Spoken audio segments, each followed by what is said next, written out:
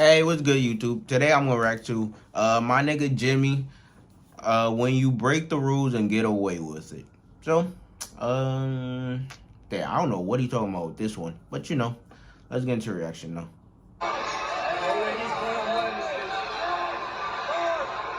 Jimmy, side step. Yep.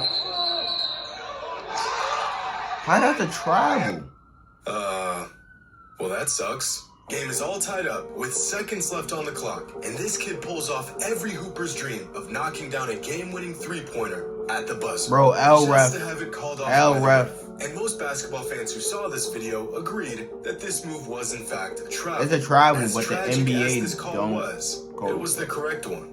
But if this is a travel, then so is this, right? And this, and this, and this, and all of these. Right? Like, NBA players don't have to follow the rules. I mean, they used to, but they don't anymore. That's an L ref, man. That's an L ref. They don't have to. That's an L ref, man. Today's video is sponsored by DraftKings Sportsbook. Basketball season is set to tip off this week. Like, bro, that's fucked up, man. 100 new cut only at 19 on the Raptors' road to a championship. Kawhi Leonard hit one of the greatest shots in NBA history. That is facts. It's off the Leonard, defended by Simmons. Then the squad.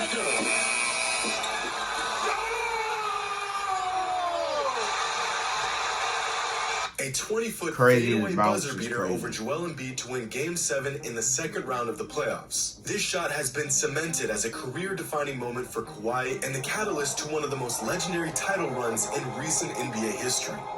But it never should have happened. See, Why? run the tape back. Talk to me. Right about here. 1, 2, 3 steps without ever dribbling the ball. Kawhi Leonard traveled on this play. This should have been a turnover with 4 seconds left on the clock. How did the refs miss this call? This is Jason Phillips, 21-year... Come on, everyone knows in the NBA, you don't call travel. You don't call travel. Like, bro. Seconds left on the clock.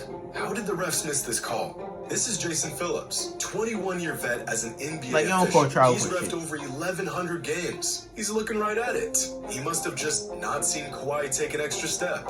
Right? No, he's or sorry. maybe he just didn't want to be the guy to call a travel on a mega superstar in a Game 7 of the playoffs. Yeah, Either way, that's the the call reason. was missed, and the Raptors now have a championship banner hanging in their rafters. But this isn't the first, nor the last time a player has gotten away with breaking the rules in a crucial moment. This Stephen Curry dagger in the 2019 playoffs against the Rockets was a carry. You can see it right here. He dribbles, does a hop step while carrying the ball, then crosses over. This should have been a turnover. Or what about Devin Booker's game-winning shot in the 2020 playoffs against the Clippers? One of the highlights of his career. Well, that shot came off of a travel. Just look for yourself. 1, 2, 3 steps. Picks up his pivot foot. 4. Go back and look at some of the best displays of footwork and handles over the last half-decade, and you'd be blown away by just how many moves NBA players use on a consistent basis that involve traveling and carrying. It's shocking. At least from a fan's perspective it is, but to the players, this is all part of the game. A few months ago, a fan shared a clip of Ja Morant conjuring up one of the most egregious travel and carry jobs you'll ever see. And this fan did not hold back, saying Ja Morant carries the ball on pretty much every possession, and it never gets called. Right below this post, Donovan Mitchell chimed in with 4 simple words. We all do it. And Mitchell is right. Nearly every single perimeter player in the NBA travels or carries a lot. Not in some inconsequential way, not every once in a while. It happens all the time, every game. Especially in ISO possessions where you'll see players bend and break the rules virtually every single time. Now these travels and carries are not to be confused with the zero step or gather step that has ran rampant over the last half-decade. Popularized by James Harden, if a player times their gather step well enough, they can get away with an extra step on their way to a shot. Like this play right here, where Terry Rozier gathers the ball at the exact moment that he takes his gather step, which allows him to take 2 more steps without getting called for a travel. This also applies to most step-back jumpers. Gather, 0 step, 1, 2.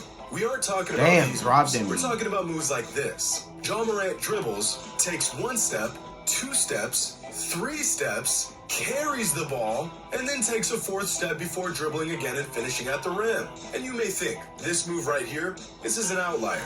But it's not. Moves like this happen virtually every other possession in the NBA. Take this play by Jordan Poole. He's coming off a dribble. 1 step, 2 steps, 3 steps, 4 steps, before he dribbles again. But wait, he's not done. He burns Jordan Clarkson on the in and out. Dribbles, takes 1 step, 2 steps, 3 steps, 4 steps. That's 2 violations in the same combo to create space from his defender. This is an epidemic. Damn, even Jordan Clarkson face. Same combo to create space from his look, damn, I'm getting dropped. Defender. This is an epidemic. But if everyone does it, then why should it matter? The game is even changed. He knew it. Clearly the refs don't care, so why should we? Well, take this play by Kemba Walker.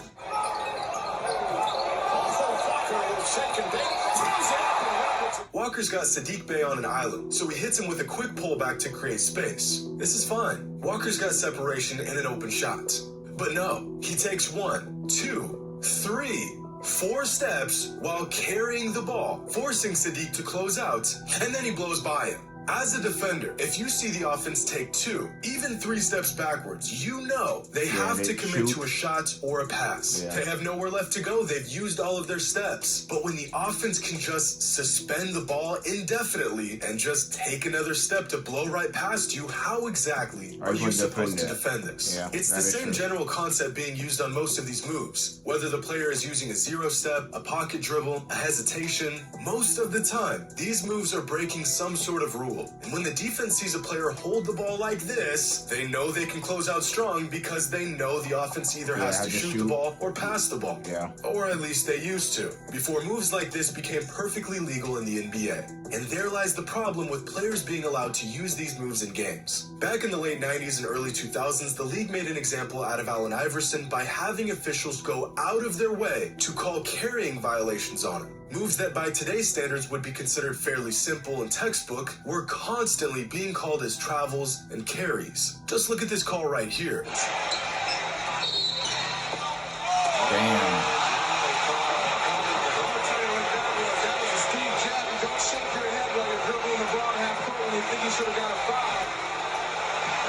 He does that every time down the floor. He does that every time he comes out of the floor. You see it? It's so insignificant that it's hard to even notice. But this move right here was called a carry back in 2001. Here's another clip from the late 90s. And just listen to how the commentators talk about Allen Iverson's game. Look at that. Down the lane for a while. Hendrickson with the rebound. Puts that one in. Let's see if you can see this, John. Let's watch Allen Iverson with ball handling and see if you think this is close to a carry. I mean, that, look at that.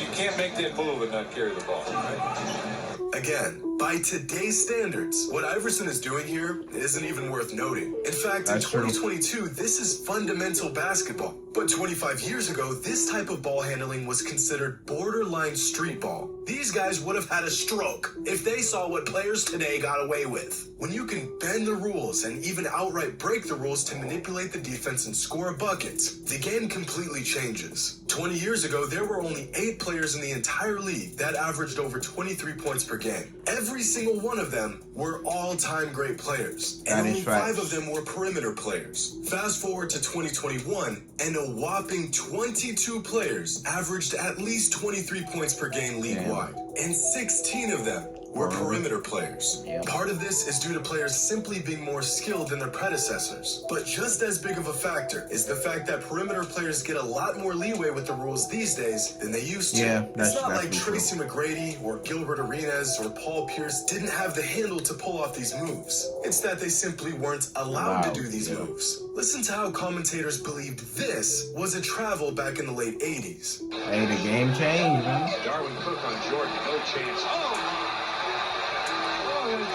And, dribbling, shake and bake is more appealing to the fans. So.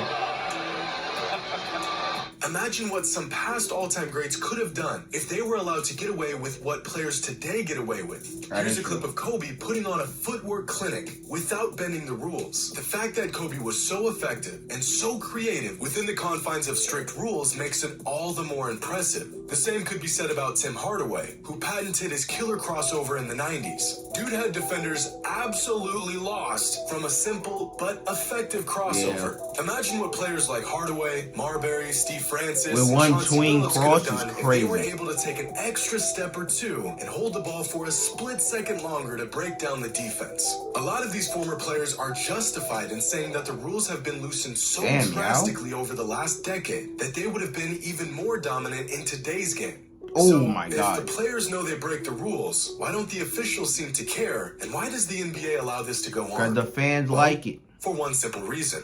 It's exciting. Is there anything better than a crossover that sends a player flying 10 feet in the wrong direction? What's more exciting than a well-executed hezzy that makes a defender look absolutely foolish? Right. Looser rules means more action. More action means more points. More points means more superstars. More superstars, the more marketable the product is. Last season, the NBA clamped down on some rules that, for once, would favor the defense and punish bad offense. One of those rules was to crack down on intentionally baiting foul calls while shooting. And instantaneously, players across the league saw a massive dip in their offensive production. Some fans enjoyed this change, but a lot of players didn't. And so the NBA loosened the rule again, and scoring shot right back up. Looser rules makes good players look like great players. It makes slightly marketable talent into extremely marketable talent. See, you or I could never pull off this move without being called for every violation in the rulebook. But we're not in the NBA. And don't get me wrong, not every highlight move you see in the NBA is a violation of some rule. Look at this madness from Jordan Poole right here. There's a lot going on, and not once does he travel or carry. Here's some more witchcraft by Kyrie Irving, where he shreds an entire defense and does it completely clean. It can be done. But when it isn't, most fans in the league as a whole are more than willing to turn a blind eye to it. Yeah. Because what Allen Iverson proved 25 years ago still remains true to this day. And a foul will go on Judd Bushler. Lou Canellis is sitting by. What do you got, Lou? I wanted to add something on Iverson's move. They have called it a number of times here in the league, and that's why the guy's averaging almost 5 turnovers a game, Tom. But also take into account this. That is his signature move, and if he is going to be truly one of the up-and-coming stars that's going to represent the league, they're going to let him get away with it more times than not. You're exactly right. It's like MVPs getting, like, you know, certain type of calls that role players don't get. He goes to the basket. But, so it's like I said, it's his signature move, and they're going to get away with it.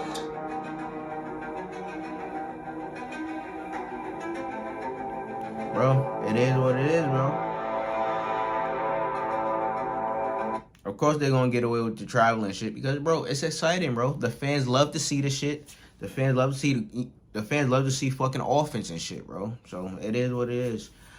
People, like, you know, the casual fans really don't care about defense and shit. Like, bro, they just want to see the basketball go in the hoop. So they basically mainly want to see scoring and fucking you know, niggas getting crossed up. Tween crossed and shit. So it's like, bro, you already know the casual fan like fucking offense so fucking much. So it's like, you know what the NBA gonna do? Hey, loosen the rules so we have more offense, bro. So we have more points, more scoring, so we get more people in seats, which leads to more money. So, you know, it is what it is. But you know, like, comment, subscribe. But hey, wait, before I head out, bro, that ref is an L ref. He made the right call, but it's like, bro, let that shit slide, man. Let that shit slide. Like, bro, the kid hit that nigga with the fucking step back, man. With the fucking side step. Like, bro, come on. That's fucked up. So, like, comment, subscribe. If there's anything else you want to interact with, you know, down below in the comments. But check out in the next one.